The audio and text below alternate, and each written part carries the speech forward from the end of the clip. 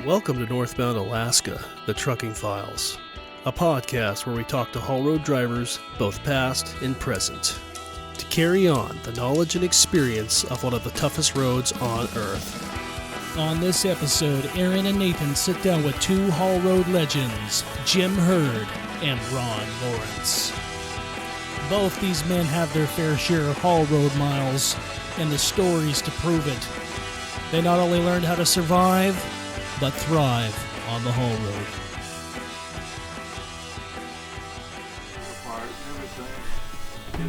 Even a boat, you bought That could be like Lottie. I ain't gonna eat that damn thing, you know. There you go. There you go. Let me hit the daggum driver. Yeah, you got a little. Yeah. We just need to hear your sweet voice. Check. So I'm going to hold this like a wrapper. It's funny. I've never noticed this before, but Ron is reminding me of Grandpa. He's got the same accent. What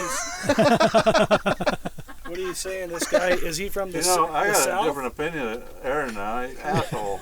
I thought my grandpa was one of your favorite people. Your grandpa? Oh, I thought you were talking about... No, not that grandpa. My grandpa. Oh, okay. Ferguson, I like Ferguson. You guys have Bill the same Ferguson? accent, but you're from the same area too. Yeah. Well, his is Air Force, and he hung out a lot with my brother-in-law. Actually, I hung out with your grandpa too a little bit there. He's lived over there in that. He lived next to his sister forever. Yeah, right there next to his sister, and Homer and him worked at Howard Cooper down there together. What was that?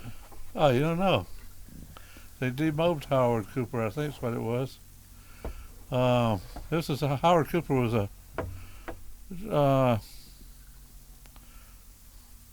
I don't know, truck company or something. Howard Cooper.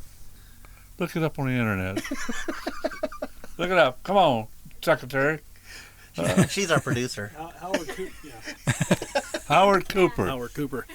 See, I'm actually holding the microphone. We broke one of our mic holders. It seems like there's always something going on whenever we do this. Something always breaks but we're down here in Valdez, in Alaska. Valdez, Alaska, actually. Another part of Alaska that we like to come down and check out once in a great while. And we're with two legends here. A couple of my heroes. Aaron File and Nathan. Oh, I'm sorry. Aaron File and Jim. He's a legend.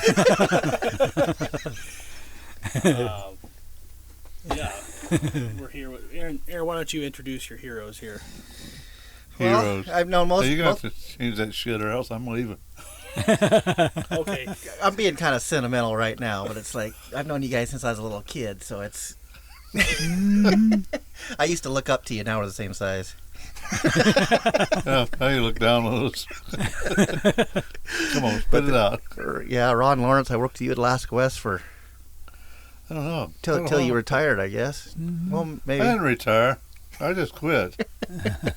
Did you get tired of it over there, or what was the deal with that? I changed the management. Okay, we don't have to go into it if you don't want to. I don't mind going into it. I don't want to insult nobody if I can help it. Okay, let's. You know, there we go. He just had to take all the time to spend all that no, money. Dave probably. Johnson, I got along with good. He's an ornery ass.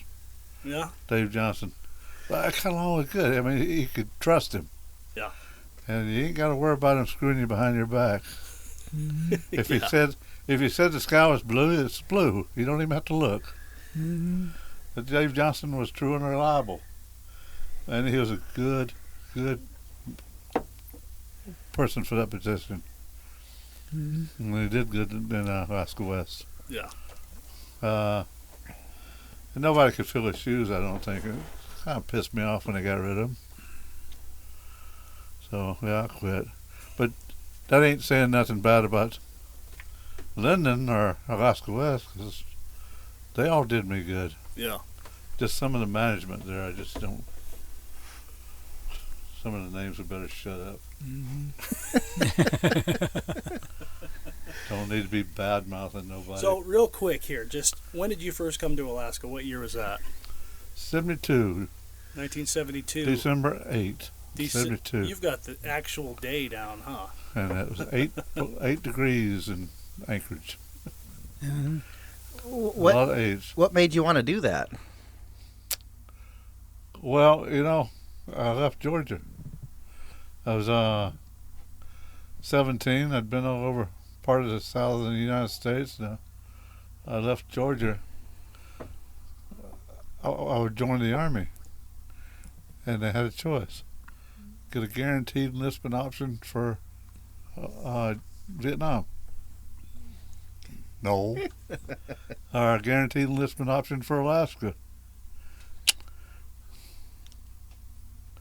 So I took the guaranteed enlistment option for Alaska for 3 years. I was in the Army. Oh, really? Yeah. So how'd the rest of the family get there? Because it's like your whole Air family was Force. Homer and Brenda came up in the Air Force the year before I did. Huh. And Brian, he came up and stayed with them. Yeah, I thought Brian was talking like, I almost thought he said he'd come up and my grandpa was taking him to school or. Probably was. Because it was all Air Force, back in the early days. Or Alson Air Force. So I went and visited every once in a while, but I didn't really know much of that until I got out of the Army. In 75 I got out, and there, there we go. That's funny how the military brought a lot of people to Alaska. Well, it did. Actually, Alaska's got a lot of military. I mean, it owes the military a lot, because from back in the early days, the nuclear days, the World War II, they're building that haul road up there was all military. I mean, that was because of national security there. Yeah, I've done some research on that, and the military, the Navy drilled there at Umiat during World War II. And I didn't realize all that, but that was top secret back then, looking for oil. Oh, yeah? That was neat. Army don't tell you everything they do. So, Jim, this is Jim Hurd, too, which I've probably known you since I was a teenager, I guess. How did you get to Alaska?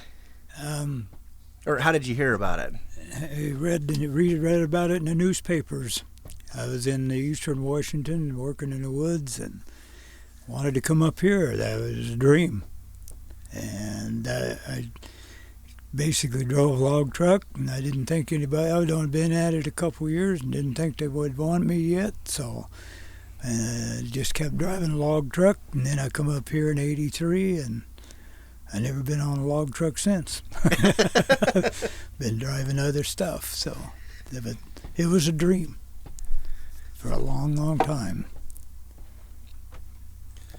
There's just something about Alaska. I mean, there's a lot of people, that's their dream. They want to come to Alaska, and it's kind of neat when you can come up here and make some money, too. Well, yeah. When I was a kid there, my uncle, his daughter was married to a guy. He came up and worked for Alaska. I think it was Alaska. He was making $1,500 a week, a month. Or a week, I can't remember. But he was making that much money, and I thought, my goodness, them guys are rich. I was making $1.25 an hour. This was when I was 13 years old. This guy here, he's making rich man money.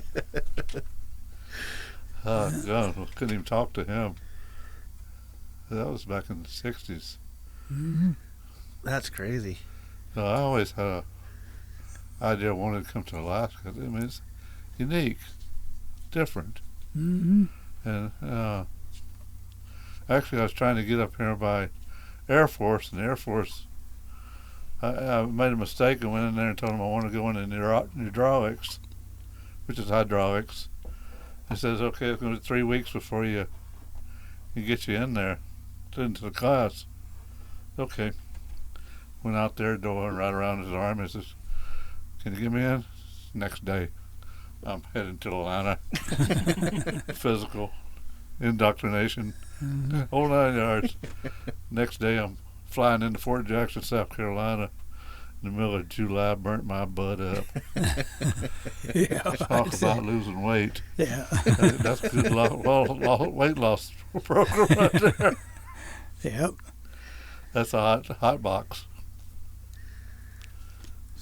So when you were in the Army, when you got out of the Army, when did you start? How did you get into truck driving? Well, I started working for Bud Hall. Really? Fairbanks Pumping and Thawing.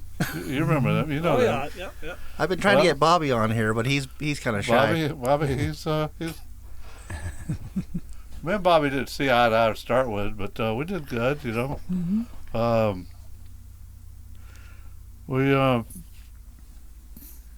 I worked for him for 5 years. For a while there, a long time there, I was his number one driver. And then when things slowed down, they got rid of everybody else but me. So were you running the septic truck, or what were you You doing? bet. Septic truck, steam truck, electric saw. So you were thawing out a lot of...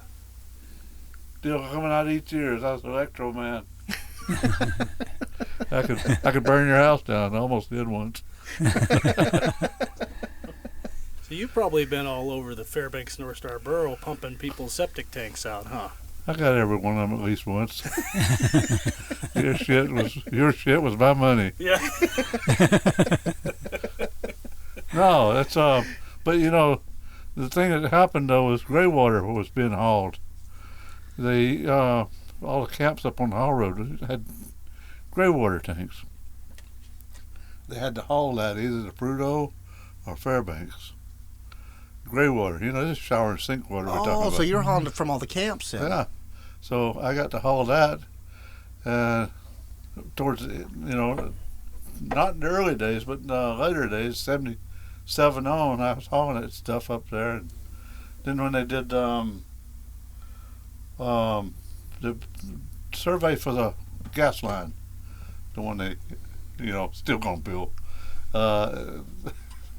but they did the survey for that, and I was hauling that. I'd haul a load north to Prudhoe, picking it up on the way up, and then I'd turn around and come back and haul a load south to Fairbanks. Huh. And I ended up driving a 75 Peterbilt cab over. It was an OC Land truck. And lo and behold, I made an offer and I bought that truck. And that's when I started driving a line truck for my own. I drove them for a while. But yeah, I was making big bucks. Mm-hmm. And then I went to work for Crowley. Fairbanks Pumping and Thawing lost a contract and Crowley picked it up, which was the old Muckluck freight line, you know. And I worked for them for, not very long. 6 weeks, 6 months or something like that. But anyhow, it wasn't very long. But I made pretty good money. Then I went to work for Alaska West Express. Well, weren't you were hauling? Oh no, that wasn't. My Uncle Sean was talking about you helping when they were working for the gas company, but maybe you were hauling the. I hauled for your dad in between. He broke down out there at Woodchopper Hill. Oh, really? Is that the name of that hill out there at about 40 mile, 30 mile? That's probably Woodchopper. Yeah, and he was up there, broke down, and I picked up his load. Hauled it somewhere out there. I can't remember where I hauled it. But they bought the food. Mm-hmm. I stopped in there at Delta at that little restaurant there, you know, the Forks. Yeah. There's a little restaurant there, and Bring that to you just a little bit more. There you go. yeah, there's a restaurant there, and I whipped in there and I had a plate. No, it wasn't no plate. It was a daggum stinking wheelbarrow full of crab legs. $28. What it cost back in the old days. Great big, I mean, holy smokes. Talk about high heaven. Yeah, I sit there and munching on that. And I only haul a few loads for them because they got the truck going, and then I worked for Muckluck after that. And So you saved his butt. no, he saved my butt. We, you know, it's worked both ways. Yeah. He needed help, and I needed money. So there we were. So going up north, you were doing the gray water for Bud. For Bud? And so you were in the straight truck, right? Doing that? Or I was in straight and truck and trailer. okay, you take a truck and trailer No, too? not truck and trailer, just semi. Okay. When I first started, a lot of it was just bobtail. When it was just a state, see, originally it was just the state camps we were doing. The state construction. The state took over 78, I think it was. And all their camps went from gray water right off the bat. You know, because there's no more Alaska. Yeah. And I was hauling that gray water south. All that went south from Slope Mountain down, if I remember correctly. So did you ever have any fun times on Happy Man with those trucks, or going up the Beaver Slide? Even with a bobtail, I sat up there and spun out with that. I could, brand new, didn't know what the hell I was doing. Sat up there and I went up over Happy Man. Spun out with a set of chains on. And this is bobtail. No, this don't happen. So I used to take them bobtail trucks and I'd go down the highway there and I'd go around the curve and I'd, fishtail. Mash the motor. But coming back from the dump down there empty, I used to abuse Bud Howell's trucks pretty bad. Not me. Yeah, I drove like that, but yeah, going up Happy Man, and holy smokes, this thing ain't sitting on the hill hardly. And doggone, I went back down the hill, put another set of chains on, and went on over it, which I should have done the first time. With bobtail, you should have been able to make it over with one set. Yeah. That was a hill. Well, those trucks probably didn't have lockers in them, though. Bobby Howe and I were sitting down at the bottom of that hill, too, one day.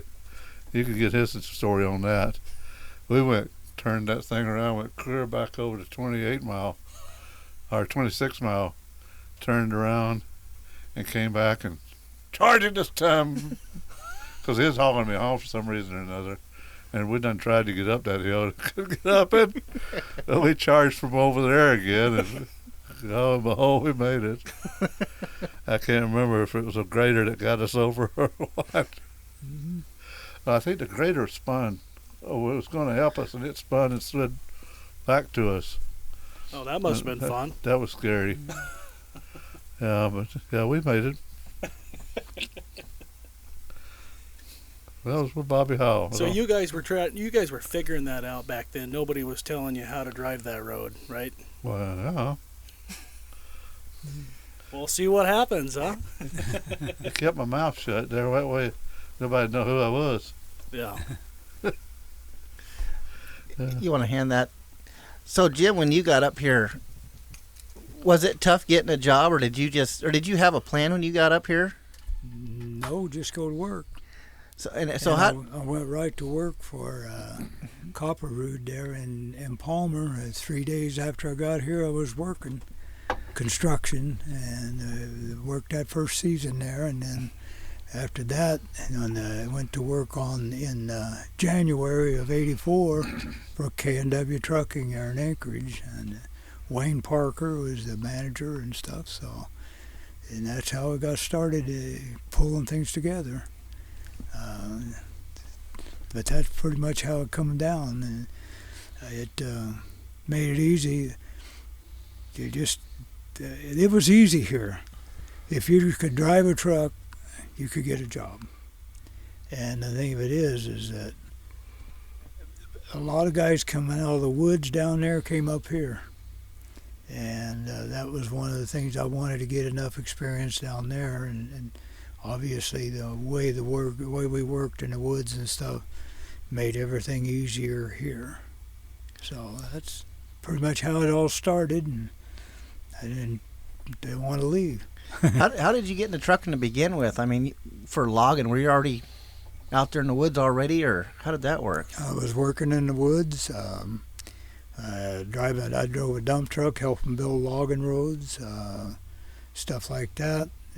In the beginning there, and then switched over and wanted to drive a log truck, and I finally got him convinced to do that. And I'd had a kind of a crazy smash up in a truck and broke up, so I told them what I wanted, and they gave it to me. Huh. So I started driving a log truck in 1970 then, and then moved up here in '83. July 16, I come into Palmer, and so that's where I started from. So you'd been driving quite a while, so was it still a shock to come up here and start driving up here? Yes and no. The roads, no. I drove on some of the way worse roads than what we had up here to work with. They were rough, but I'm talking about steep roads, different stuff in the woods. But temperature, dealing with the cold, the blows. We had snow there in Washington where I worked, but money. I first started driving a log truck, I was making $3.26 an hour. And that was a union job. So a lot of people have no clue about what you work at and what you get into to get here. So, but I did like very much what off-road. And I love the haul road, as crazy as it is. My first trip up was in a Peterbilt there for Copperwood. We hauled a culvert up, and they was working on putting stuff together out at Caparig on some of that stuff. And there was two of us, Leaf Copperwood, he and I run up together, and then I ended up doing other stuff too, along construction down there, and then K&W Trucking and working for them and different stuff. And that's how I got started here. Were you doing like lowboy work and stuff in the woods, or is that just something you kind of started up here? As far as the woods work, or? Well, doing like lowboy work, moving equipment and stuff like that. I did some. I drove for a outfit called Heavy Hauling before I come up here. And we used Jeeps and boosters, the whole works down there. I hauled different stuff around. And then when St. Helens blew up, I was working in the woods there, over that part of it. Then I also worked for Heavy Hauling before I came up here, and we were moving dozers and stuff around and all kinds of things. Moved rigs around. I moved yarders around to reset them, get them set up for new paths where they're working, high lead. I've also set chokers off of helicopters. I've set chokers off of caterpillars, cats, and then so that type of thing. So a little bit of whatever it took to get a load worked out to get down off a hill with it. So that's crazy. Thinking about that reminds me of the story of Ron helping you and my dad were moving some module up there or something like that. Out of Wasilla is what he was talking about. Do you remember that at all? Not Anchorage. Was it out at Anchorage? CC3. Huh. I think I think you were pulling him up there or something like that. Not that I know of. Wasn't that Ron? I thought he said Ron, but was that the one that he got stuck high centered there in Wasilla? Yeah, I don't know if that was for Alaska West. I think there was 6 or 7 of them that you guys took up there. But yeah, I don't know. Maybe it was a different time. Maybe he was remembering modules. Yeah, they make no modules in Wasilla. They came out of Anchorage off the dock. We pulled them off the dock there. This was in 82. That sounds about 81 right. and 82. Yeah. And yeah, we were pulling out of Anchorage and Valdez both. We were pulling construction camp number 3, the BP side over there. We hauled that in. Real slow job. Every one of our trucks was 100-mile-an-hour trucks, and we learned how to draft. You can draft a 14 wide. You didn't know that, did you? I'm surprised we didn't all go to jail on that one. That's the fastest camp that ever made it through, though. No doubt about it. How many hours would you say that took you guys? How many hours? No idea. I don't know if we really should be talking about this hours. We can change stuff up. I won't tell you about my Nikiski run from Nikiski to Prudhoe run. I used to do that. I ain't gonna say how many times a week, but more than one. And everybody says, you can't do that. Oh, okay. Back in them days, things were different. Yeah. And like I said, Charlie Smoose had just taught me how to fill out a logbook. And every logbook I ever filled out looked like the same one Charlie Smoose filled out. So, hello. And that was back in late 70s. When he first came, he worked for Bud Hall too there for a little while. Oh, really? Okay. Yeah, when he first came up here. Really? He's all gray water too. Huh. Yeah. Oh. I didn't realize Bud Howell had that many trucks. Well, Bud Howell had as many trucks as he needed, buddy. Bud Howell was a resourceful man. And not only that, he had Ted Golly working for him. He was a machinist. And he was like a wizard on a machinist. Oh, really? Yeah. So what was the story of that picture, Jim? That there's, I was hauling, took stuff up to Valdez Creek Gold Mine. Oh, really? Then you end up working there later. Yep. I did that and got that. I had to haul a box up there, and that stuff, it shows it in that deal there. And and then I ended up, I had hauled groceries up there for a while with Bob. Oh, really? And he'd start me out. I'd go in there, and then after I got done with that, then I'd go head on to Prudhoe and go in Vico and different ones there and stuff like that. So, but that's how I got on up there. Can't believe she put these fat pills out here for us. Kidney truck drivers. Yeah. Yeah. So that made it easy. Easy to work. But K&W was good. I enjoyed that. And then we worked in Seward. When the Seaway barge was coming in, I worked down. We had a kind of a division deal down there, and I'd go down and get the trucks and trailers in and out of there. Worked with a guy. He had several trucks down in Anchorage there, so once a week I go down, take care of that, and then come back and work for K&W in the yard. So it was a fun run. But that was the whole thing about it, is I enjoyed trucking so much. I always had a smile on my face from that. Yeah. From the first time I went up, the shelf. It was in spring, it was middle of summer, or not June. 24-hour sunlight. And this was late at night, and I'm going up this. My goodness, this is beautiful. It was. It's plumb amazing up there. And we get the bumps and everything, but no, it was beautiful. Yep. Of course, first time I went over the ice cut was not so beautiful. We don't talk about that. Why don't we go into that ice cut story? Well, it was a little bit pathetic. Did you hit that hill at about 35? I did. See, the truck I was driving was that Cowboy Pete 75 model. You know how they build them things, don't you? First thing they do is they don't put brakes on them. Had no brakes on the front axle. Had a set of spring brakes on the front drive axle. It had spring brakes. The back axle only had air brakes, no springs to it. So when you set it, you get an air charge back there. But if you got a leak, you don't hold nothing. Well, do I need to chain up? Yeah, you might want to consider that. That was over at the oil spill. So I went over there at the ice cut and threw a set of signals on. I'm chained up. Yeah.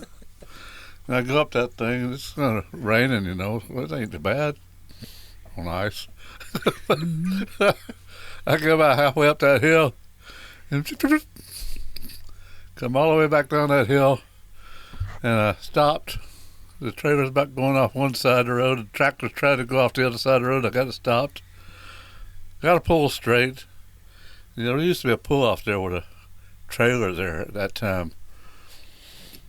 I pulled off in there or pulled off, backed off the side of the road there and shaking like a leaf, you know. Putting my chains on, trying to put my chains on. And I'm over 2 hours before I get back on this hill, but in the meantime, I'm out there throwing these chains over. And these jackasses had a Saint Bernard dog right there at that trailer. Didn't say a word, didn't bark, didn't do nothing. Just came up and nudged me on the back of my leg. I died twice in the same day. Can you believe it? That was a wolf, huh? Now you know why it took me so long to put every chain I had on that truck and get up the hill again. I was terrified. That's the most terrified I was ever up there. That's on that shit. So was that back before they filled the bottom of Ice Cut when it was really, really steep in the old days? Steep. Okay. It was steep, and it was tough. But yeah, this is late '79 or early '80. No, but anyhow, that trailer wasn't there no more, but it was there back then, and that had that. I guess the state, was just transitioning, and that was the camp at that time or something. I don't know. I was all brand new up there, anyhow. So would you recommend single chains to anybody out there? No, I take two chains, stick them up your ass. Yeah. Maybe just keep them for the steer. For steer, that's where you use them. Yeah, if you want to. I went up to sucker, but for the year after that truck, every time I went over that hill in the wintertime, it had a full set of chains on.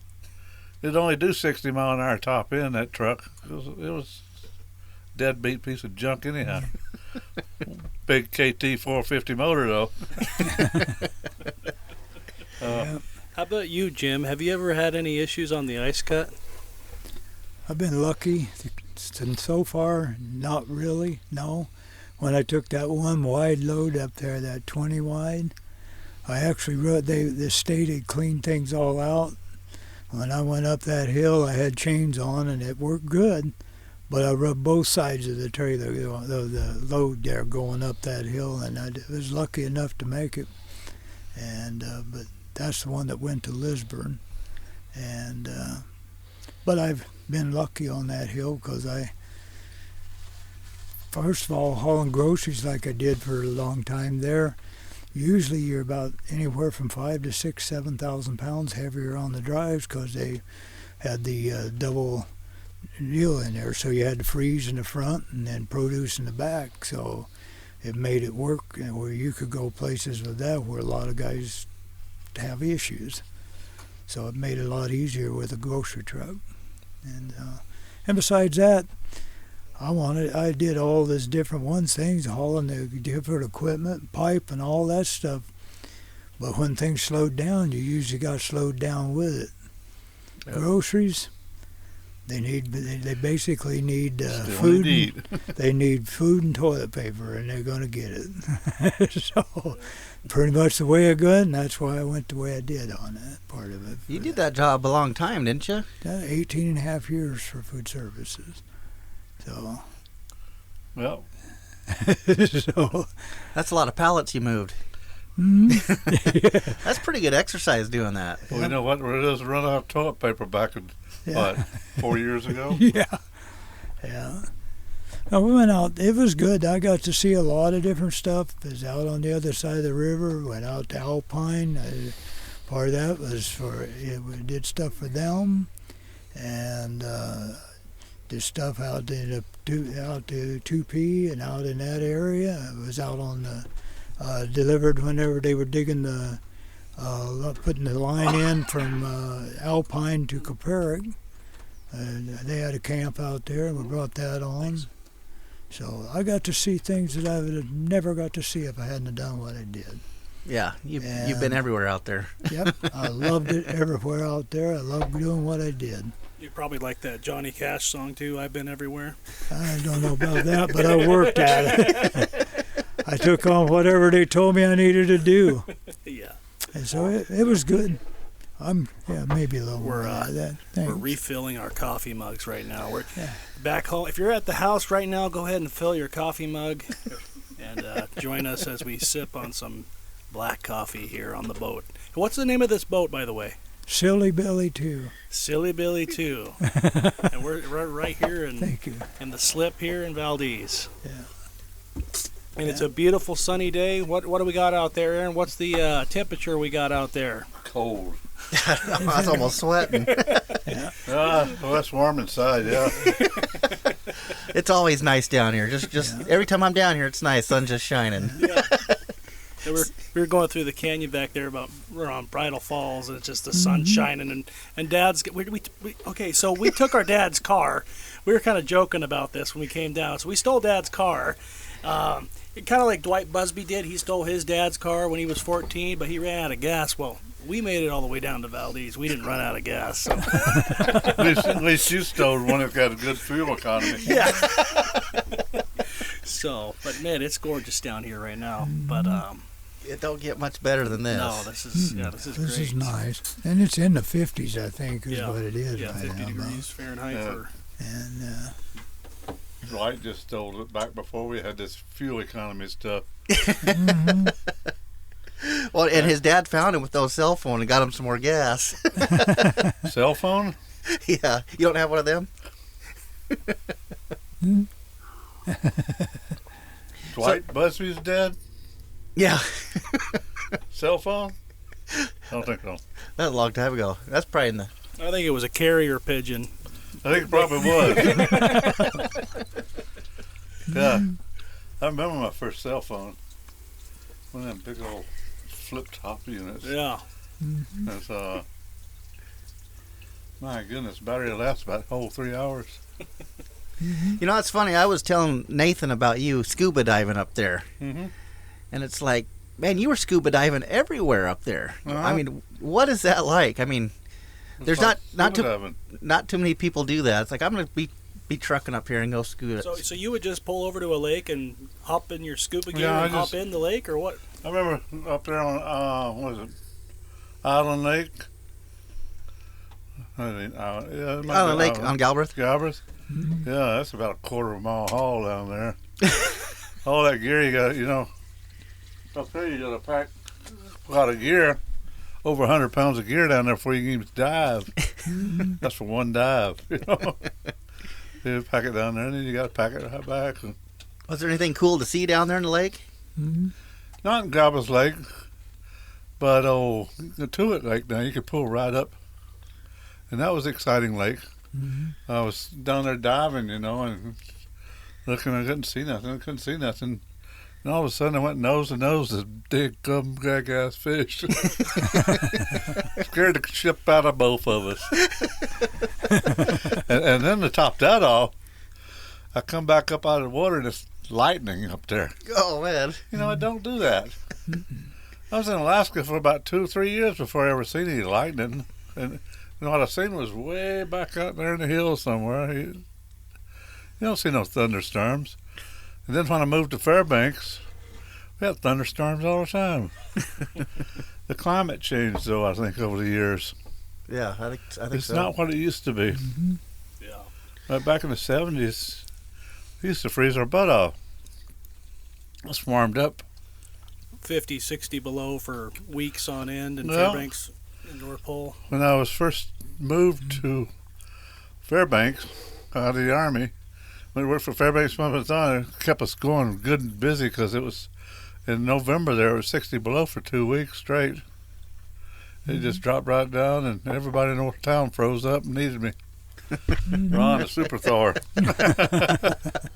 Actually, I was Bruce back then.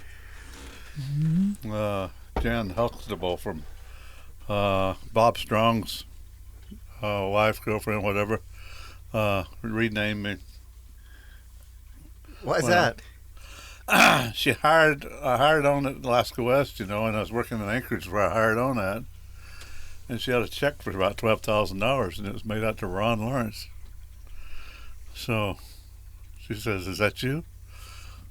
I'm Ron Lawrence. She always called me Ron anyhow, but yeah, she renamed me.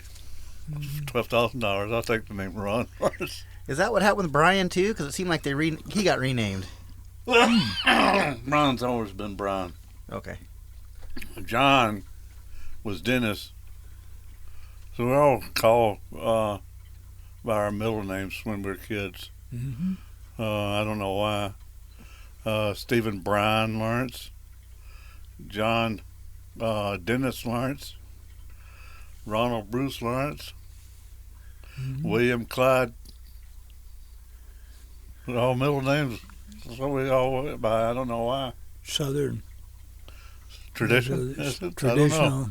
So I never questioned you it. go by Bruce and Ryan, huh? No, I go by Ron. Ron, yeah. Mama called me Brucey. Go ahead, punk. I won't be calling you that. Yeah. We'll leave that off the table. That'll be the name of the episode. Yeah. So, Jim, let's go back to talk about Mount Saint Helens. What was that like? Were you helping out at all with that? Yes. When it blew on Sunday and again on Monday and on Tuesday, I was in a dump truck helping open up the road to a mill called Green Mountain Mill. It was a stud mill, and people were in there, so we had to get things opened up. And then after that, we got that working, and then after that, I went back in and we were hauling logs. Camp Baker, that was the one that washed out. I hauled that off-road truck. I run that in there, and they hauled there. That all got washed out. But working around St. Helens was a gray area. It was all the timber was messed up, blown down. It took us almost 3 years just to clean up the warehouser stuff. And we worked on that. There was a lot of trucks out there working, a lot of loads coming through, stuff like that. You guys were probably going through air filters like crazy, huh? Crazy as it is, not so much. We learned some lessons there. Brakes, the old-fashioned brakes, the old-style brakes, they was going through a set a month. Keep them going. But when it come to the air filters and stuff, they put some extensions on them, and we run pantyhose on it. Put stuff like that on there and filter it out, keep the sand out of it. And they put a lot of calcium. They started using calcium on it. The stuff gets slick when it was wet, so they started putting calcium and breaking it in like that. But then that was just basically on the warehouse or mainline roads. All of the other stuff was just mud that we dealt with and things. So St. Helens did a lot of damage whenever it blew. What caused all the damage was when it blew, it washed out Spirit Lake. And that all went down the deal, so that's why it took everything, and it was very, very hot. And the water it cooked fish all the way down to almost to the Columbia River. They were cooking the fish on that from just what happened. Ready-made meal. Yeah, that was it. But we worked in there and until I left and come basically up here. But I moved rigs around and different stuff there, working at it for heavy hauling. And between that and Jensen and Grove, I worked for them hauling logs. And they had 52 log trucks, 8 sides going, high lead stuff. So they kept us pretty busy on what we were doing. And Jensen and Grove was one of the primary contractors that worked for Weyerhaeuser. So that was out of Woodland, Washington. So was that scary when that Mount St. Helens was blowing, or was it just another thing? It was. Basically, we set up on the mountain, or set up there. We was working on the north side of the mountain, and we was watching it from the time it had that little steam hole that you remember seeing on TV. And man, this would be cool if we could just watch it blow. It didn't work. It was a good thing we weren't there. There'd have been a whole lot of dead people because most of the stuff went to the north and north and east. And so, but we were on the way to the racetrack when she blew on Sunday, doing round track racing and stuff like that. So, like the old story, we raced log trucks all week and cars on the weekend. Well, the log trucks was slow speed racing. Is that right? Sometimes. Depends on which side of the hill you're on. Depending on which side and which way you worked it. Because we run hard.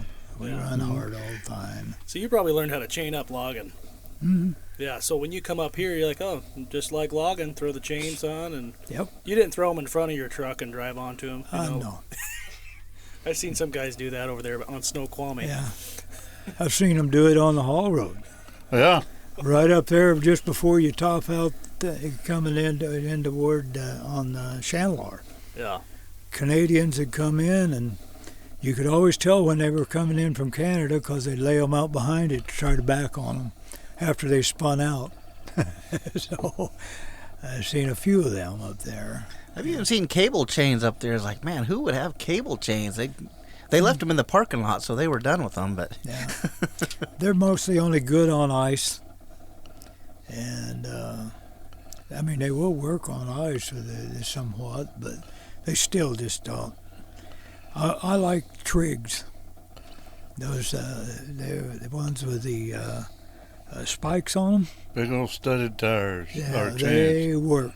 They heavy. And they tough. Yeah. Doggone, they hold up good. Mm-hmm. And they fighting it.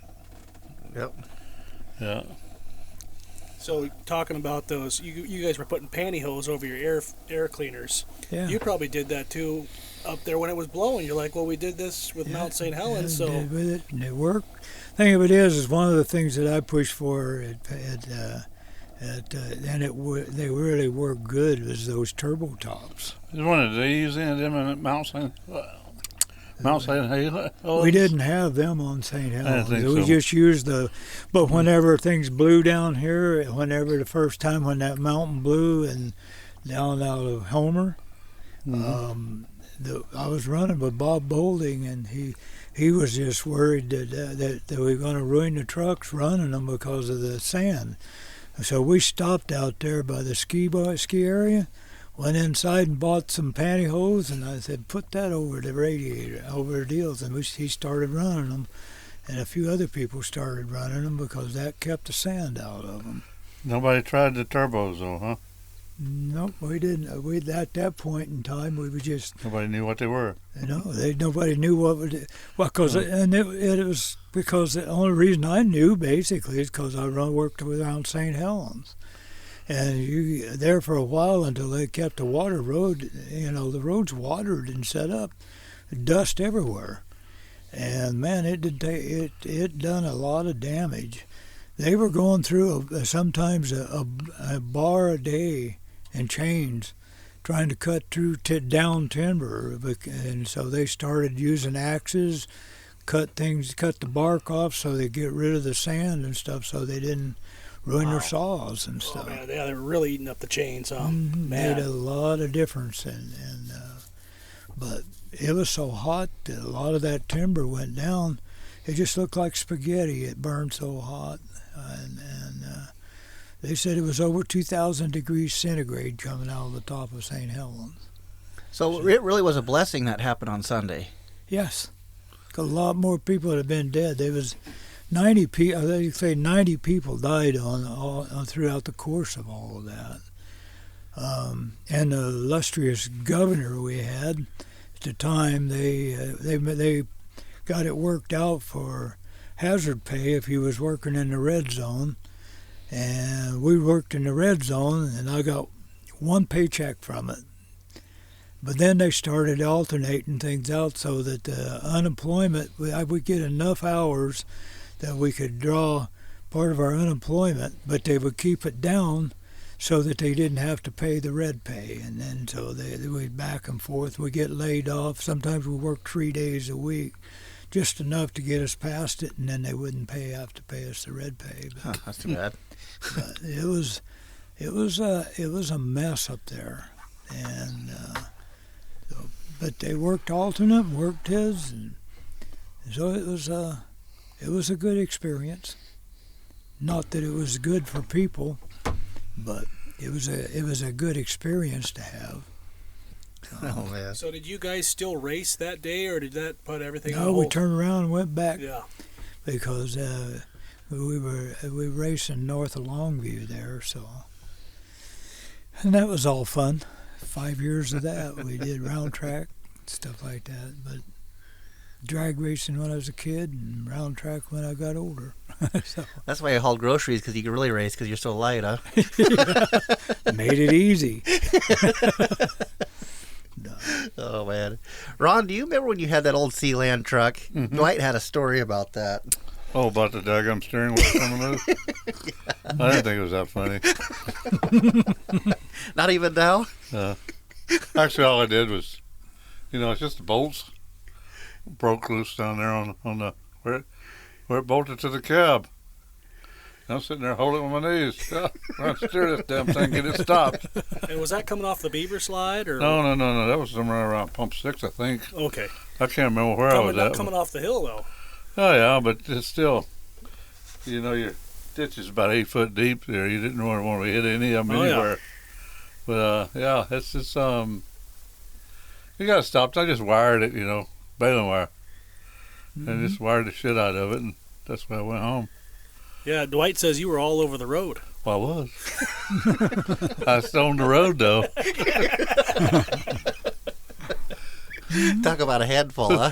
Who cares about being all over the road? As long as it's kind of like coming down the ice cut backwards, I was all over the road, but I was still on the road. And that Sealand Peter built backed down every daggum hill up there just about, at least once. Like I said, it only runs 60 miles an hour. It didn't have a good braking system. And I was hard-headed about chaining. But I learned.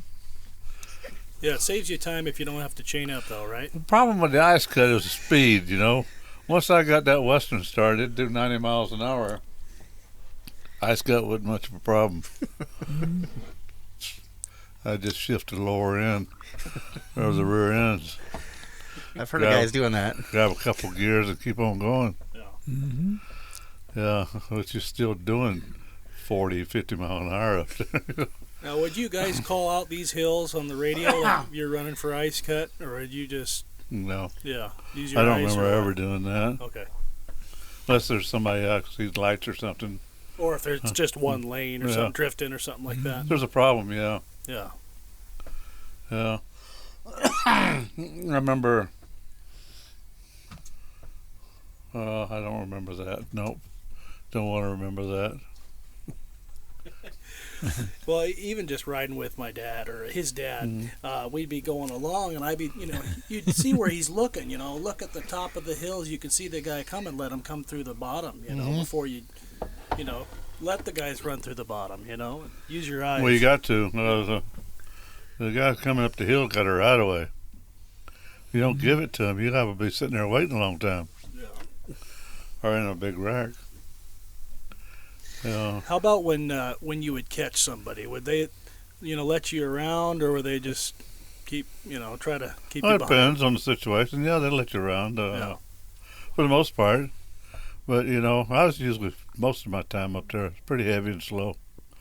So I drove truck and trailer most of the time I was up there, actually. So you were the one saying, "Come on around me" at the top of the hill here. Yeah, if they could catch me. At the top of the hill, it wasn't no problem because I could do about 12 mile an hour up the hill. Yeah. But I didn't chain up where most everybody else did. You were heavy, but all the weight was in the right places. When I first started going up there, we got 2,000 pounds for each trailer axle moved to the drivers. So I had a 5-axle tractor, 2 lift axles, but I had 8,000 pounds off the trailer. So that was 58,000 pounds I had on my drivers. Now, the only problem I had was breaking wheels. Oh. I remember coming up over the ice cut one time, and I almost got to the pipe crossing there, and and Will trying to pass me out there in the Tulies. Broke another one. Well, I did break a few of them. Then the year after that, they changed it where you could only get 4,000 pounds forward. So, my goodness, how are we going to live like that? So did you always carry a couple fire extinguishers with you? I carried one or two. I've heard stories about... It only takes one. This is a big one. I guess you were using those in the blows quite a bit, huh? Oh, yeah. So several people went off the ditch behind me on that night over Tulick. I met them all at Pump 4 there. I came by them, and I was going on. I didn't care about them. And so they jumped in behind me and followed me. And I get up to Tulick, and you ain't seen nothing. I mean, you can't see over the hood. And so I get out, and I get my fire extinguisher, I walk till I can't hear the engine no more. Set it down and turn around, and I can see my lights. I can see the middle of the road to put my lights, go back to the lights, and then I drive up to that. We did that all the way down to Chicken Run down there. Wow. Yeah, and then it was good down there. But yeah, it took quite a while, but what the heck, we were young and ambitious and, indestructible. When we first started driving that haul road there, the road going into Prudhoe wasn't very nice. It was flat and about 5 times as wide. It seemed like it's what it is today. And it's no delineators or nothing. But you always had a grader track down the edge of it. On the other side of the road, and that's where you drove. That's why we drove back then. Down the road, looking at the grader track. Did you ever wear any ski goggles when you were doing that? Or? No. Okay. I know some guys would do that. They'd put the ski goggles on. So Some people would, but that was tough. You just kind of squinted like that when you were doing it? You run with your window down. Yeah. I mean, hopefully the snow's blowing from the other direction, but usually it came from the west. Yeah. Which is the way you need to see. But, yeah. That's just normal driving. Who was the one that shoveled their way up Tulick? You remember that? That was probably Trapper, I think. Okay, Trapper. Okay. Couldn't doubt it. And he was mad because the blade came through right afterwards. That happened to me in was it July or something like that. There's a big drift there. I got hung up in it. I'm really upset. Finally, a blade came down. It got me out of it in the middle of July. That one little trough there on the south side of Tulick caught a lot of people. Yep. That's an ugly place. I don't know what it looks like today, but that's 20, 30 years ago, 40 years ago. It still drifts. Right after the bench there. Right after the bench and start up that next cut right there. I got stuck in That's there. a nasty little deal. I got stuck there once. Good. Join the club. I've told the story before, but that's when I was like, I remember Dad saying, you're out there trying to throw chains and the wind's blowing up your skirt. And I was like, what does that even mean? And then I realized. You figured it out. I figured it out that night. Yes. Wait until you can't stop and go no more, and you got to get out there between them drivers. And the swirling winds come through the drivers. What about this boat here, Jim, that you were moving? That was a landing craft thing. That was interesting. It was fun. Quite a load, actually. It was really heavy. Tom Todd come to Coalfoot and tied us together. You see, I got a tow bar on the front there, but he come up. They sent him up. He had a short flat thing set up with had weight on it and everything, so that he could hook to me, and he helped me get from there. The two of us run and took that down the hilltop. Then You were saying that you couldn't even get that moving when you first started? yeah. That was that vehicle right in the yard. They had to push me to start me because I couldn't get it moved. It was too heavy. It was heavier than you thought it was, huh? Oh, it was heavy, and I can't.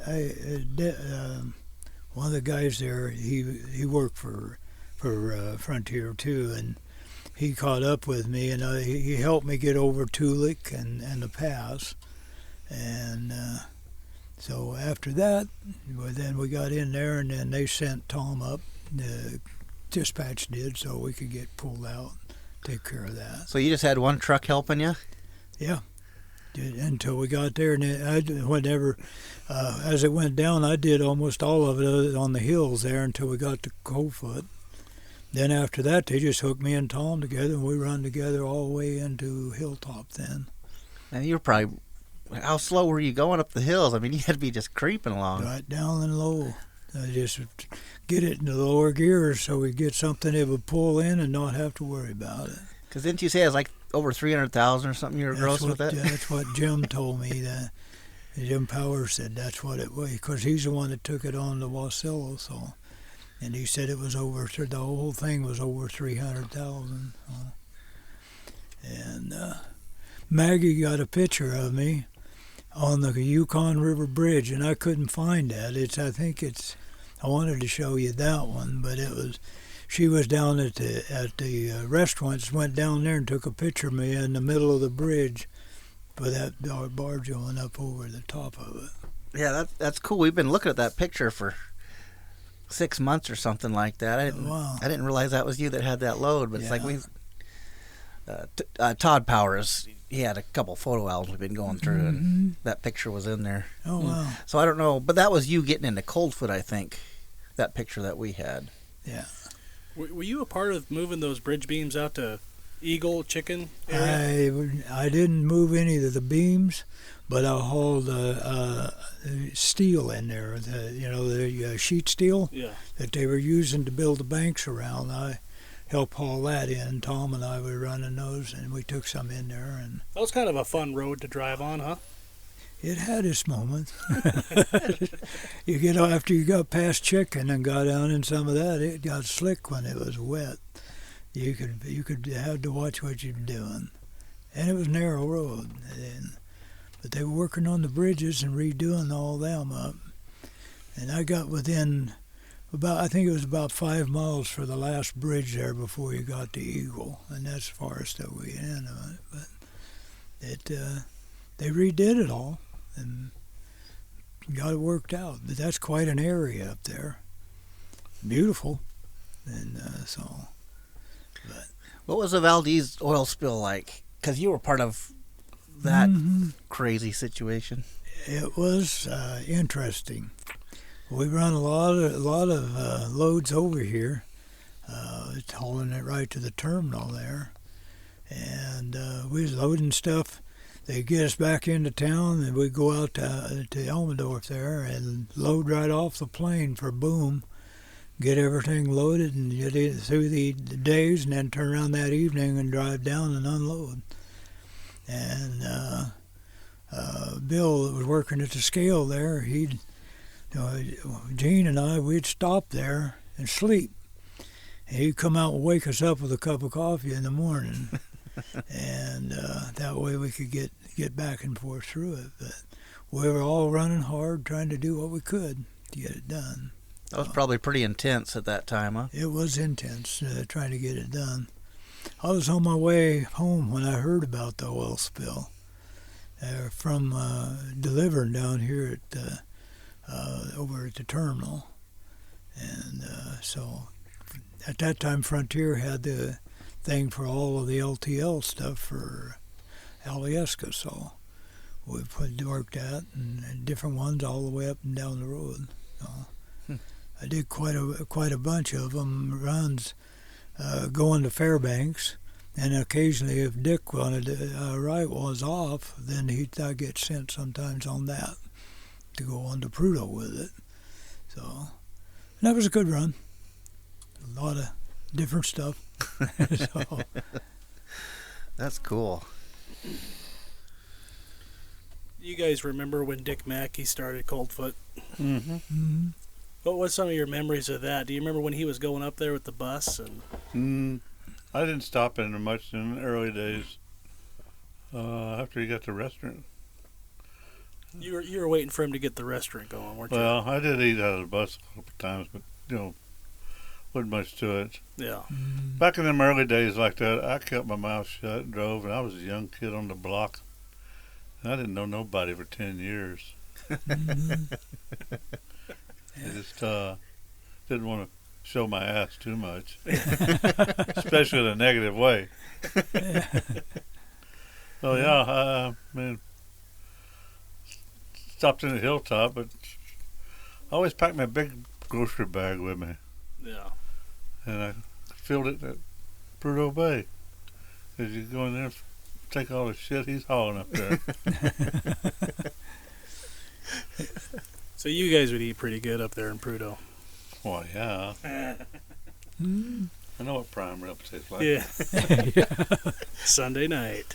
Yeah. The first time Nathan ate up there, we went out to peek out there past up Perrick out there and come back in for dinner. And they had prime ribs, strawberry shortcakes. Like, do they always have this up here? It's like, no. I went in the Caperrick there in the old Caperrick building, not the new one, but cooler back there, you know, the spike room cooler, and lobster tails are in there.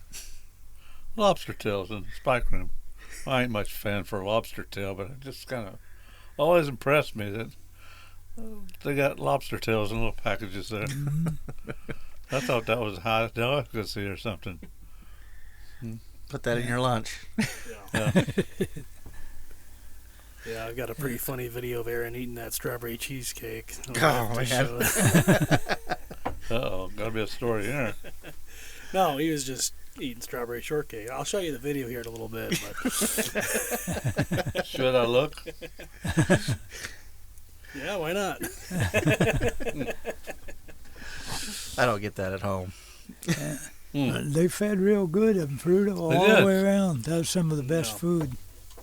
You ever take any groceries home, Jim? There's occasionally they give us stuff. I pull out of it. I take things on the road Maybe- when I was coming back in. Maybe and some stuff. apples that fell out or Yeah. something like that, what was damaged or Yeah, something? some of the stuff there. But most of it was all. They just turned it over to them, and then they'd turn it back, and whatever went down. And Yeah. but we could get. They encouraged us to take food for on the deal, and some of the stuff we did out of Caperrick we had to deal with. And I liked the road crew out there. They were really good people. And whenever we had a blow going on, they'd tell me if I could get through BP and get to the river, they'd come and get me. And I've had them come and get me several times to get me back into Caperrick. I've been out to 2P pad once. They had handed me a handheld radio, and they run a rig in front of me so I could go out and deliver food because they were running out of food out there. So we went out and took food out to them, and then they brought me back to Caperrick and worked it out. So it was we had a working relationship with the road crews and stuff in there, and it Yeah. worked good. How often would you say, for people that don't know much about trucking and groceries up there, that you guys would have to deliver to those camps? I mean, how much food would they have, if there was a storm and you guys could not get to them? How long would they last usually up there? Do you guys know? Most of the time they've got enough food to last unless they get a phase 3 or something like that shuts Yeah. things down. That one time there, the reason they run out at 2P is because the rig was out past 2P, and there was a bunch of guys out in the field, and they couldn't get back in, so they all went to the rig and they was eating at the rig. Oh, okay. And the same thing happened there at Prudhoe Bay Hotel. I was sitting out at there by Annex 1, there at BP, and that was on January 1 that year. And they were run out of food, and they called BP and said, "We need to get that grocery in here." So they gave us, there was 10 or 11 of us all together with Alaska West drivers and stuff. And so because I got to go, we got them into Prudhoe with us all out from BP there. And then that was, we got warned to be very, very careful, because at that point the airport reported 110 degrees below zero chill factor, and we were unloading groceries in that because of the chill factor from the wind and the extreme cold. So it was an interesting deal. So how was that? How did you like that cold? You just cover everything and hope for the best. Yeah, you worked pretty quick, I'm sure, in that cold. Did everything you could do to get it done. Yeah, let's hurry it up. Yeah, cat trains the same way. I delivered the cat trains out when they were doing the work out in the field, seismic stuff and the things that they were doing. So, and sometimes you'd be 10,000 pounds and you're handing it through a little door. So let's get this done, you know. Yeah.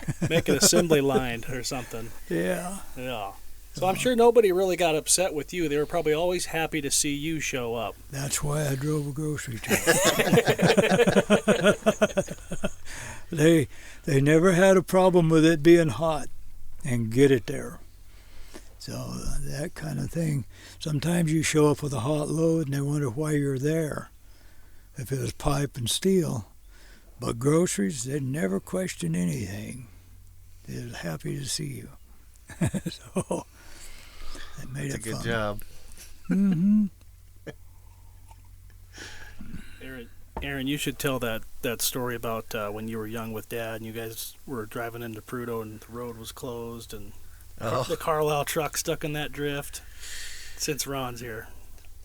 Yeah, it was. I probably never told you, but I was a teenager in the early '90s riding with Dad, and it seemed like it's probably the middle of the day, early afternoon, or something like that. But that's when they had the first Gulf War out there. They had that checkpoint out there, just outside of Prudhoe by Pearson's. Oh yeah. Which is Bryce. They got Bryce out there now, but I remember we were They coming. got a checkpoint out there now? No, back then. Okay. That was during. I think it was because of that first Gulf War for whatever reason. There was one time they had a checkpoint there. They had a checkpoint clear up 41 Mile. Yeah, that was after 9/11. Yeah, and these checkpoints, and these guys walking around with their M4s and stuff like, I got a rebellious nature about me. I don't like that kind of crap. Yeah. I'm an American, and you want to do something good, get rid of the non-Americans. Yeah. Yeah, it's funny. I remember there was trucks stuck everywhere because it was blowing. No trucks were moving, and the scary part was Dad wasn't sure which way to go around that Carlisle truck, and we found out later they'd ripped the bumper off that truck trying to get him out of that drift. And he ended up going on the left side, but the snow, you could not see the fuel tanks. The snow was right to the bottom of the door on that thing. And I remember getting out beside that truck, and I still remember putting my feet on the dash. I was like, Dad, I can't see. He's like, I can't either. It's like, but we got up to that checkpoint, and I've told this story before, but it's like Dad pulled right up to it because it was blowing so bad. And he pulled up and walked in and about gave the guy a heart attack because he'd been there for over 24 hours. Haven't seen nobody else. Yeah, he's like, where'd you come from? I'm a ghost. He's like, well, that's what he asked. He's like, where'd you come from? And Dad's like, I come from Fairbanks. And he's like, well, we haven't seen anybody. There's one guy come in last night. And Dad's like, well, who was that? And he's like, well, it's Ron Lawrence. It's like, okay. It was one of them times where it was a couple days where people could get in there. It was just, it was tough. I went through there one time, coming about 44 Mile. And there was a truck in the ditch there. And it was all dead in the water, and I went over there and looked at that. And there's somebody in there. And I think it was Earl Kenyon's son-in-law or something like that. Oh, wow. He got him out of there and he was froze to death. I mean, he was froze. I think it was who it was, but anyhow, the guy in the truck, I think he's stiff for dog shit.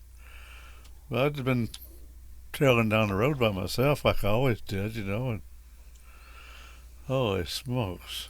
I remember Hipshot telling the story that his brother was out there somewhere and his truck had died, and he was so scared he actually wrote his last will and testament or whatever. He thought he was going to die out there. Could have. But that's probably happened more than once, I'm sure. Oh, yeah.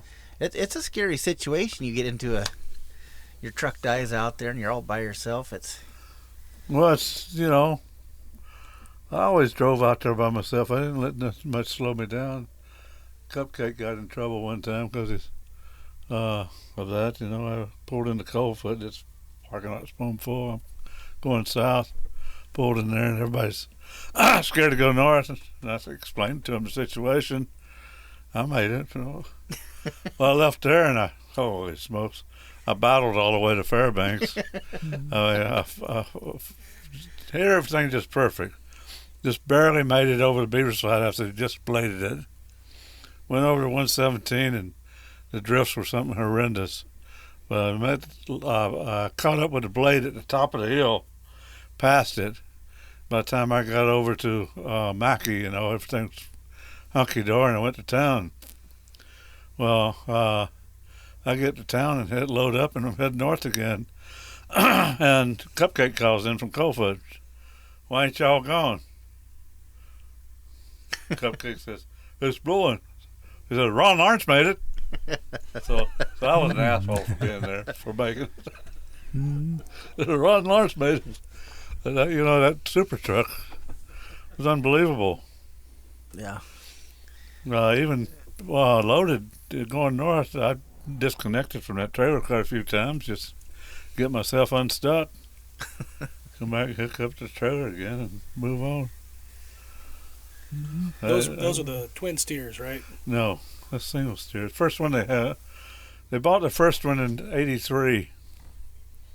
It was a 5-axle tractor, 2 lift axles, it's 2 drivers, and a steering, and a 4-axle pup.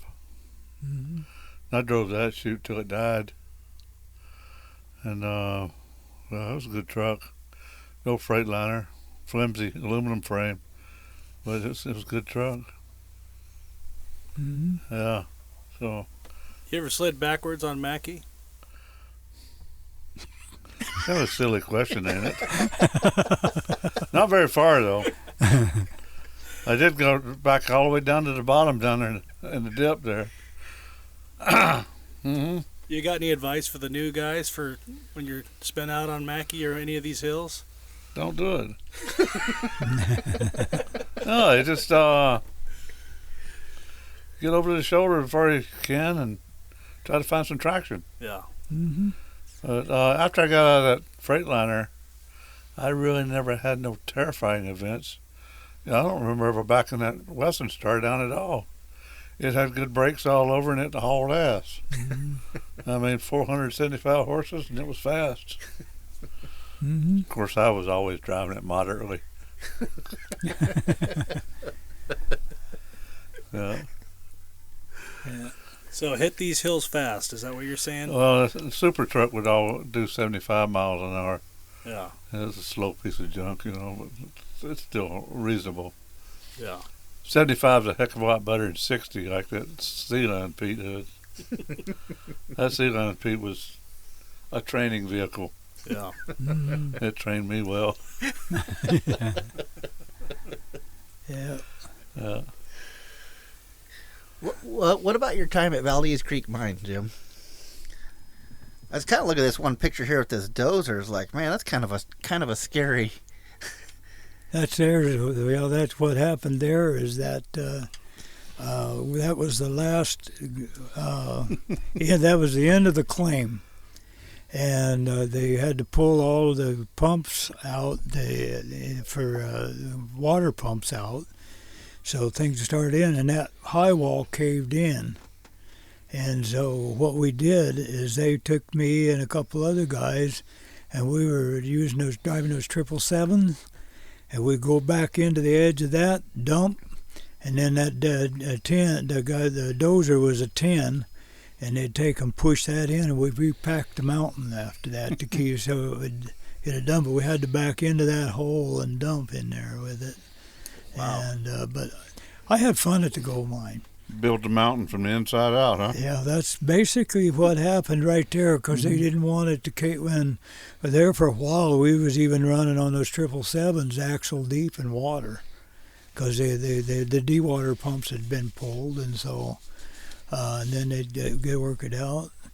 But as it went down, it was a lot of fun driving in there, because I had hauled heavy equipment, I got the chance they'd have me running my truck hauling back, doing whatever in the mine there, and then whenever you had to take something down for service, like a dozer or a backhoe, then they'd have me take a low bed and haul it down for them and get it down to the shop. Then they'd put somebody else on my truck while I was doing that. Then they'd come back in and let me run that other. So I experienced that, and I worked every minute of overtime they'd give me. Wow. And toward the end there, they were running short of labor, and basically they allowed us to work. So I'd work, I'd get sometimes as much as 20 hours in, and then take a nap, take a break, and go back again, because we're right at the end of the claim. So set it out and work it out. Looked like that picture you got, or somebody got stuck there, huh? Yep, that was. I don't know which one it was, but that was. I love those 777s for that. It's crazy. You could get, because that was all silt, and it had to be blasted all out in the winter. All winter you'd blast it out, and that's how you went your 25 feet each time. But you could get stuck with them, and if you were loaded, you could raise the box up until it's just about ready to dump. And because the box come down and then angled out, soon as what you do is then you would sit right there, and then just as about the time it started to go, pull it into gear and stomp it. And the front end would come up off the ground, and that would that load would shift off and go right out. You'd be dumping, but it would have push off of that inertia off of the back end of that box and could push you out. It's almost like you're drag racing all over again. It was all fun. Yeah, we were dumping back a lot of the times off a 200-foot high wall. We was working about 225 feet down on the average for the bottom, down to bedrock. So Yeah, that's crazy. it was a fun job. I had a blast doing it. And, I remember you telling me that as a kid there. It was you were telling me that story a long time ago. Aaron gave me this picture, and it looks like you're in a food services truck here. I recognize that green from anywhere. But is this 70 Mile Flats right here? Is that when they had that dam built right there? Yeah, that's what I'm thinking. This is because you got the deal here, and I think that was when the water was over 70 Mile there. That area. Remember when we were doing that? I think that was, and that's where it was at, I think, in that deal. Yeah, it washed out there, though, didn't it? Yeah, it finally did. And they 'Cause we got flown out of Slope Mountain Camp there. We had to fly in the Yep. big landing plane. Mm-hmm. They flew us out and then flew us back in, too. Mm-hmm. It was shut down for about a week there, wasn't it? Yeah, it was down. We had to. Then they was even that deal at Caperic there. They're going out to Caperic. They had issues out there when a rig sunk. Well, that was normal compared though. normal, Every year it shut down in the early days. At the Caperic River there, Yeah. and worked around that. So you said a rig had sunk out there because The rig went Wow. down. And right, They did that no regular. yeah. pretty normal though, huh? Yeah, wasn't it? Yeah, I mean, you're talking about 500,000 pounds there. Trying to run on a road. Mhm. They just don't work sometimes. Yeah. So no matter how far they break them rigs down when they move them, because sometimes they break them down pretty good, and sometimes they break them down not too good. Yeah. A lot of things have changed up there, the way they've done things in some ways, about their phase 3s and stuff like that, and working at temperatures. They used to, I've been unloaded at 40 below zero, and anymore they won't do that. Shoot, no. They shut all that down. But, I mean, as far as working with outside stuff, flatbed, and working with that kind of deal. So, but anymore, they shut you down way early on that. But it's still a lot of fun going to Prudhoe Bay. I enjoyed it right to the end. So, but That looks like that's probably a picture of a 245 or something like that, huh? yeah, that's about a 240. Yeah, it's that and looks like it's. I think that is about a 245. I had to pick up that there is. That was in a burn area, if I remember right, that kind of thing. You look a little bit younger in that picture. It's been a few years. That you? That was me, yeah, with Frontier. And I got sent out on a couple things. I have to load my own backhoes. I pick up the load, and I drop things to load them. And Where was that going? Let's say 45 or 35. see, one of the two there. Oh, quite a bit for them going down when they was building Bradley Lake Dam. Going down to Homer, I took quite a bit of stuff in there to put it on a barge and get it over to that where they was putting that Bradley Lake Dam in, and so it was a fun job. I liked every bit of all the competition, kind of fun, competitive type stuff. So. That stuff can be a lot of work, but it's kind of a younger guy's game. Mm-hmm. That's why I always run when they started the heavy haul. Yep. You missed most of that, huh? I didn't do much heavy hauling. Did a little bit, but not much. Shoot, I'm not slinging all them daggum half-inch chains around and stuff like that. That's one thing about it. You get that half-inch chain. Nobody wants to steal your chain. I remember hauling a load of pipe and from the old yard there in Fairbanks. And I was crawling up there with this half-inch. I strapped it around me and snapped it. Crawled up the top of this pipe to throw it over because I didn't have no forklift or nothing to draw it over with. And I got up there and that last little bit dang there killed me. You don't realize how much weight you got behind you when you got a chain like that strapped around your waist and you're 12, 13 foot off the ground. Yeah. Why are you using such a big chain for that? I don't know. It's all we had. This was VSMs I was hauling that time, and it had every size of VSM in the world and every chain in the yard on that load. Mm-hmm. And it took me 24 hours to get that stinking naughty ass load to Livengood. I mean, not to Livengood, but the Yukon River. Wow. Mm-hmm. Like, holy smokes, it's lean and heavy and this and that. And that was VSM load from hell. Yeah, I don't know where them VSMs went, but I was glad to get rid of them. Yeah. You ever lost any pipe or any kind of freight when you were going up there before and be like, oh, I'm missing one piece? Never have, huh? Not that I remember. Yeah, it seems like nowadays you see pieces of pipe or No. saddles all People over the losing side it. of the... Yeah. Wow. They got some different people up there now. See how nice I was? Different people. Different people. Yeah. Mm. Yeah. Oh, man. How about Gobbler's Knob? Did you like that hill? Never really had no problem with it. I did spin out a few times on it, but I stayed put. I ain't gonna say nothing about Custer and Gobbler's Knob. Well, wait, what? He got back to Hilltop though, and there was a certain photo up there on a hilltop. He snatched that off, all pissed off, and took it off running. What's the matter, Custer? Got caught? What happened to him? Well, he went backwards in the ditch. He didn't want nobody to see it. He was embarrassed. I mean, like we all were. Some of us more than others. Mm-hmm. That's going to happen sooner or later, right? There's people been on the road, and there's people been on the road, and there's people been in the ditch. Mm-hmm. But any of them that's been on the road, they ain't been there very long if they ain't been in the ditch. Yeah. And I was, never in the ditch.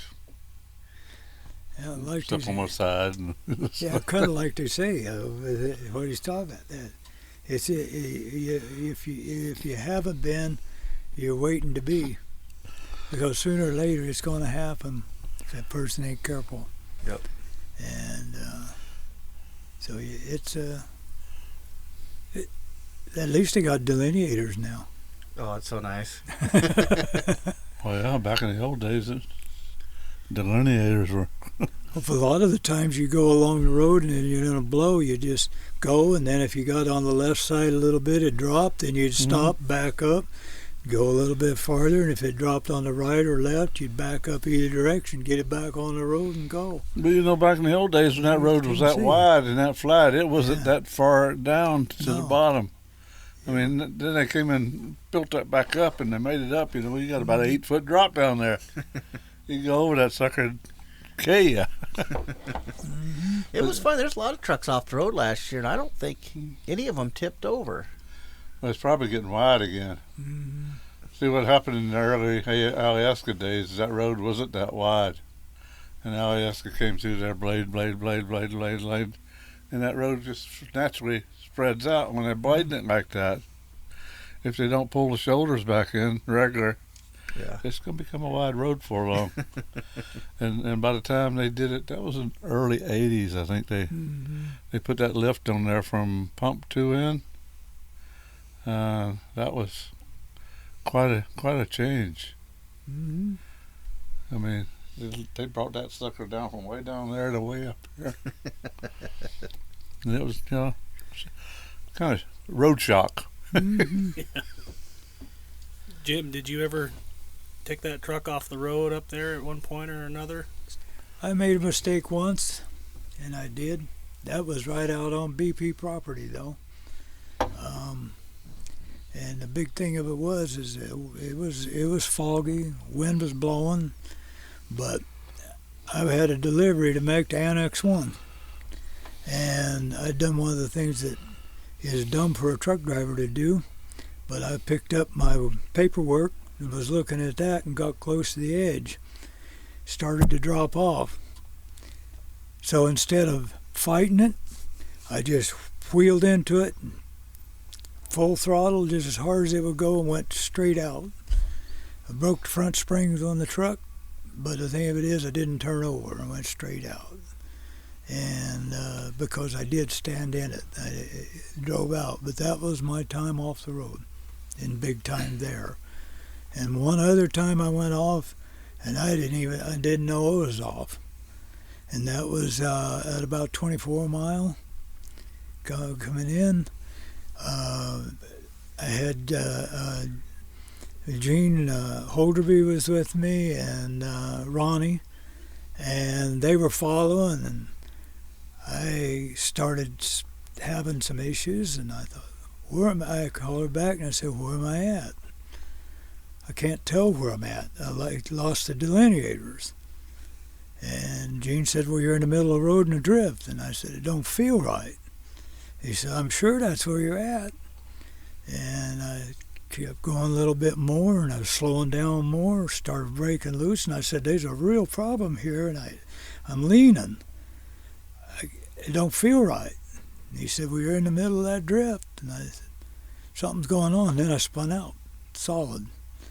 Got out and walked around the truck, and I'd gone out on the, basically on the left side of the road.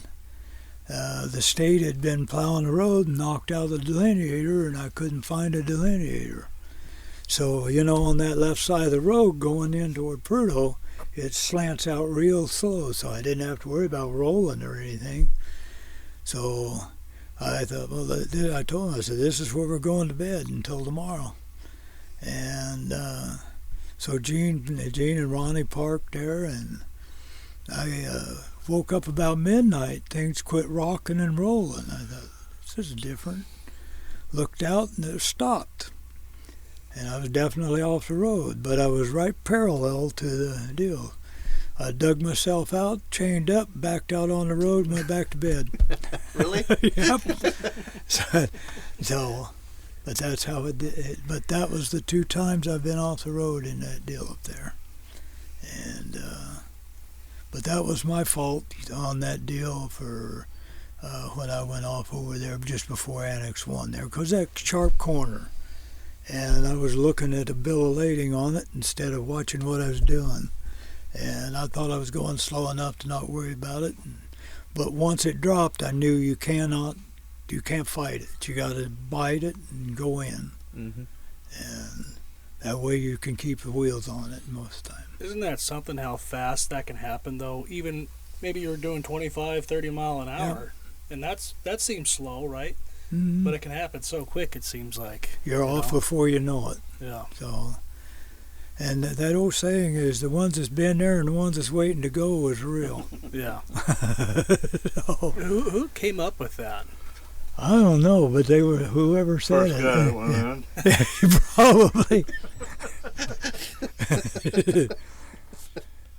Was that you, Ron? Oh, I ain't that old. Okay. That guy's dead. Ain't no doubt about it. Or he's 95 years old. So when are you going to come back this winter with Dave Smallwood and truck up there for one more season, you think, just to see how I the don't know road if you is? can say that without scratching that. Are you nuts? Do I look like I'm nutty like the road thunder squirrel? Is he coming back up this summer This winter he's coming or back. winter? He said he's got a plane ticket for October 5th. I think they're lying. Well, he was driving down. I mean, he was driving for DOT there, DOT. Yeah. He was older than I was, wasn't he? He's the same age as Dad. How old is I think he was Dad? born in 52. Your dad was born in 52? I didn't know he was older than me. Yeah, I'm a young punk kid. I always was. Well, maybe you can think about it. Thinking done. Or you No. could come up and ride with Aaron for one trip. You know. Gary Healy called me here, last winter or winter before, wanted me to come back to work. It actually wanted me to go diving for in the Tannar River there near, Healy Lake. yeah, that area. And I guess he lost a cousin or something. So I don't do that anymore.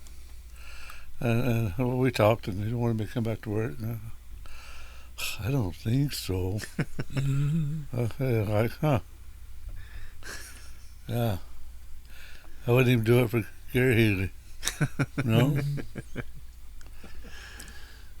Oh, man. No, I haven't dove in 10 years or so. My dry suit went to the laundromat and came back and it shrunk all up. Can't believe that piece of junk, laundry service. You ought to make him buy you a new one, huh? It's $3,000 suit, buddy. They don't grow on trees. So I had a choice. Either get a stretcher or go find some warmer diving, which I did a lot of that too, but How many different places have you been diving? all over. Blaze. I've dove the Blue Hole down there. That's an interesting dive. Oh, wow. I was King Neptune down there, 165 feet there, and Wow. Blue Hole, it's about 450 foot cylinder goes down. About 165 feet, there's a shelf down there. Got stalagmites and stuff coming down the side. Looks like Roman Colosseum. I'm down there, you're about half narked, and nitrous oxide, narcs you. But I sit down there on that bench there, and these big old reef sharks, they're about 12-foot sharks, a bunch of them swimming out there. I need my daggone pitchfork so I can be King Neptune here. I mean, it was cool. Yeah, I did a lot of cave diving there in Florida too. So got my certification down there, northern Florida, and I did a lot of diving in southern Florida too. But yeah, I just love to dive. It's a lot more work in the truck, though. Well, actually, I got a license to be an instructor, but then I got to thinking that ain't that good a deal.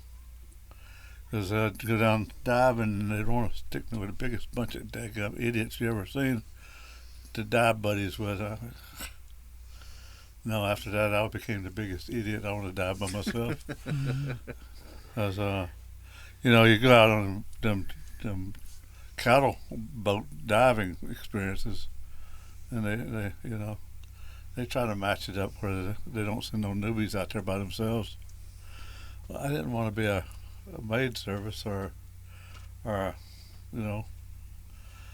of them guys really shouldn't be certified, and I don't want to be responsible for them. So after a while, I just use my open water card to go diving, and if I want to go diving, keep my instructor certificates and everything sealed away. Mm-hmm. But I never taught nobody. But, anyhow, except up there at Tester Waters, I worked a little bit in Fairbanks there. Not very much, but it was there. That's where I did most of my dry suits. Evaluation and everything was there. Mm-hmm. It was a pretty good deal. Seemed But, like you did a lot of things by yourself. You're trucking by yourself, and kind of a, what you call a recluse. that's why we're in Valdez, huh? That's why I'm Yeah. I sailboat by myself. I'm a bit of a recluse. I ain't a hermit, but I'm pretty much of a recluse. Mm-hmm. I ain't sure what the difference is either. I'm curious on all these different log trucks here, Jim. Mm-hmm. There's a lot of cool old log trucks. It's like I'm not even sure what they all are. Hey, one's a Diamond T. It was 1953 Diamond T.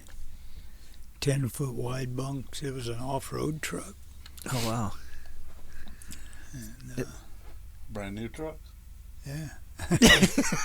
Actually, the guy that was a Jensen and Grove truck there that they bought. He bought it. He liked the old trucks, so he decided to put that on the road. I didn't know, but old trucks like that were built out of cast iron. You know, Yeah. so old Diamond T might have been around a couple of years, but That thing, you couldn't stop it unless you had the trailer down. I mean, the brakes didn't work all that did it have well. gas engine or diesel? It was diesel. It was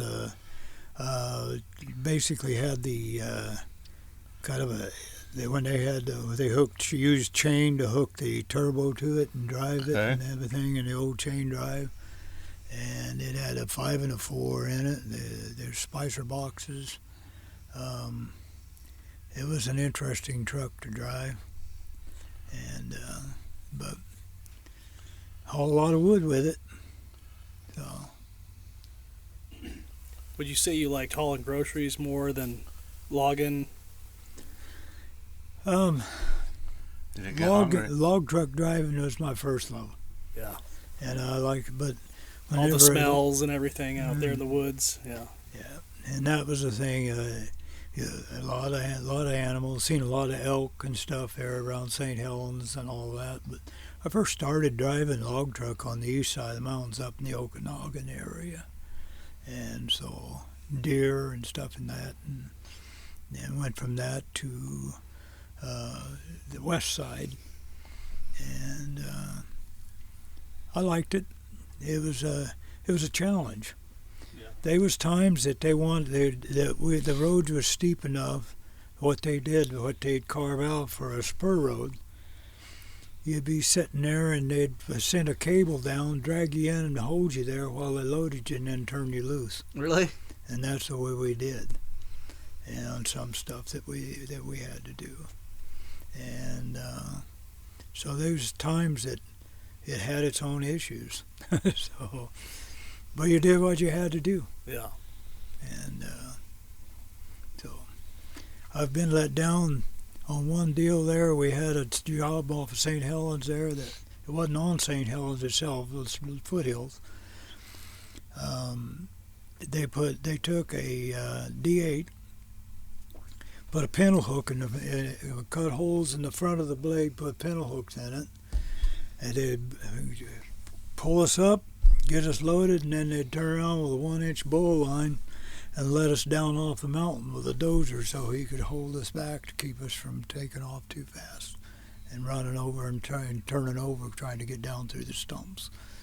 But it was a deal where they didn't want, it was too expensive to build a spur road in, so that's how they did it. They worked down through the stumps and then let us down. Wow. So It's amazing some of those hills they log on, just straight up and down, and then using the yarders to get the logs down to the landings and whatnot. But those guys are, hard workers out there. they're hard working. I sat chokers under a helicopter, and that was so steep that they had to use helicopters to get the wood off.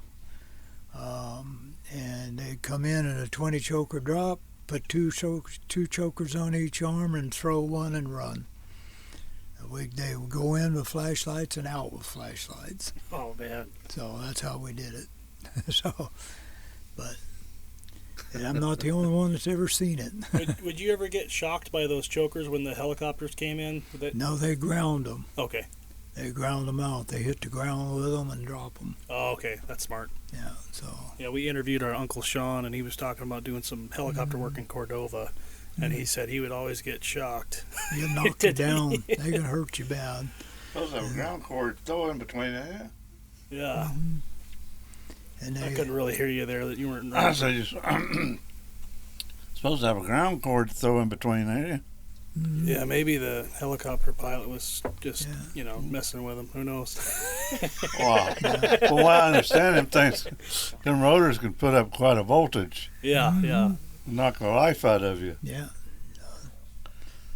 They have to set them down on the ground to drop before they ever touch the chokers. They'd set them on the ground and get everything down off of Yeah, it. it depend on the atmosphere. It's how much juice them things are putting out. And it had electric hooks on them. They could unhook. They could pop the hooks on them, drop of the chokers, and then pick up the load. Yeah. So, well, what do you think, Aaron? I'm running out of questions right now, but as soon as we start driving, then I'll remember them all. Yeah, we'll remember them all. You guys do much fishing right around here? You ever just, you're right here. Yeah. I'll go out more. We like going out in the Long Bay area and some of those places, like where Ron lived there for a while and all that. So it was fun. More fun out there. Yeah. You get about 30-some miles out. You take Ron with you, too? Bring him along once in a while? He was out there. We went out to him. Oh, okay. You were out there just sailing away, huh, Ron? Well, yeah. I went sailing, really. I sailed when I first bought the boat there all over. Out there outside of the Sound and even out in the Gulf a little bit. But I bought the boat to go around the world. And the more I looked at it, the less I wanted to go around the world. I don't want to go to a foreign country right now. Yeah. Political situations, it just really sucks in this world. If Yeah. you noticed. Well, at least you got you got Valdez here, and you got all the fish you could eat, Oh, deer, fish, shrimp. Yeah, and then you got quite the Well, they're garden. trying to take it all away from us, though. They cut the shrimp season way back this year. Yeah. But they got them boats out there dragging. They got a terrible bycatch and killing a lot of fish. So I don't know if somebody in the politics don't get their head out of their butt, there won't be no fish out in Sound. Yeah. Yeah. The commercial drag boats, they just bottom draggers and basically kill everything out there. Yeah. So I always ask this of our guests just before we wrap things up. You two, if you had any advice to give somebody, because there's going to be a lot of trucking coming up here, new guys coming up here, what kind of advice would you give these guys, that are coming up here to run the haul road? Well, I don't have no new advice because I haven't been up there in 20 years. Or better in 25 years now. But, kind of when you guys were starting, you guys were kind of learning on your own. Nobody was there to be like, hey, this is what you do. Shut up and pay attention. That's the main thing right there. Pay attention to what the conditions are. Watch what you're doing. Slow down when you meet somebody. You don't need to break windows. And a lot of people, that's the thing. Keep your windows together. Just slow down, and because they're still expensive. And I think that's the main thing I would say is. But pay attention to what's going on. You don't have to. It isn't something that you heading for a deathbed. You want to take care of yourself and take care of other people. Help each other. Yeah. Because that right there, you're on your own. Whenever you're up there, it is important to help each other. Well, yeah. Period. Oh, And don't leave nobody out there by himself. and they need to carry things to take care of themselves with it. We all did. You had to fix things. Sometimes you're under a truck when there's a blow going on. I've been under a truck when a blow going on, trying to get things thawed out to where I could move. Flat tires and stuff like that. So if you don't, sometimes you just need help. And being able to do that and help each other, then that keeps it a family situation. Yep. And if I could say anything, that'd be it. And carry some baling wire in case you lose your steering wheel. Yep. Because you Don't can do forget it. Tape. Tape. Baling wire, duct tape, and guess bungee cords. I guess these days it's Gorilla Tape. Yeah. Because you can do a lot of different things. As crazy as it sounds, I've had Kenworth's had a problem with their basically the ball joints. Not so much not where your kingpins go through, but I'm talking about your steer stuff. Oh, the tie rods? Yeah, tie rods. And when they wear out, they fall. And I've tied them on the cold foot. I've had that. I had to stop once at Tulik and have them weld a piece on there so I could hold it in place to get back to town. I've used bungee cords and baling wire and tied it up from cold foot and drove it all the way to town. You've got to be almost like a MacGyver sometimes. I did one thing with a truck, and I'll say this, and then I'll call it a halt. But driving for food services, my truck died on me coming back out, but pump 4. Couldn't figure out why, and I thought, this is crazy. I got fuel. There's something went down. Wouldn't start. And so what I did is I took and pressured one of the tanks up. I shut the valves off because we had valves on all the tanks, and pressured up the one driver's side tank and see if that would push it in. It started.